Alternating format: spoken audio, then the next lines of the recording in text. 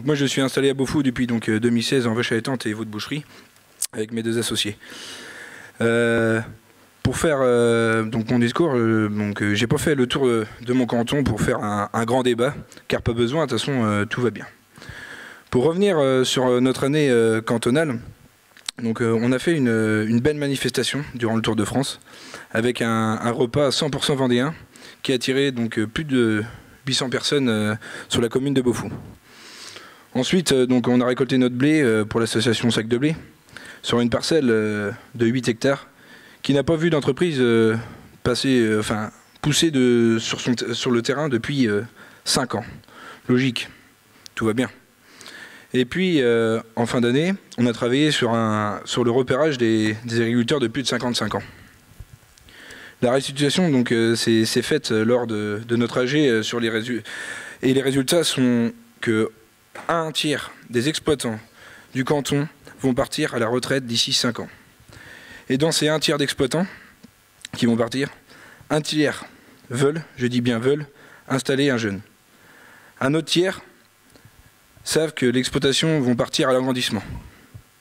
Et un autre tiers d'exploitants qui font partie d'un GAEC vont ne pas être remplacés, donc ce qui entraîne la suppression et la diminution du cheptel, mais bon, tout va bien. Pour la suite de mon discours, je ne voulais pas me plaindre, ni grogner, puisque les autres années, c'est ce que je faisais. Donc je me suis projeté dans le temps et créé un monde agricole idéal. On est donc aujourd'hui en 2030, je suis toujours agriculteur à Beaufou, en vache allaitante et veau de boucherie. J'ai fini de rembourser mon prêt JA. Nous vendons nos vaches au coût de production. Nous avons pu investir dans des moyens de production qui nous ont permis de se dégager du temps libre. Les gens sont conscients qu'il faut manger français, car ils savent que le producteur sera rémunéré à juste valeur. Les prés sont pleins de vaches. La part des produits dans les RHD sont de 90%. Du coup, les jeunes s'installent, car des moyens ont été mis en place pour le rachat des capitaux. En 2030 aussi, il n'y a plus de véganes.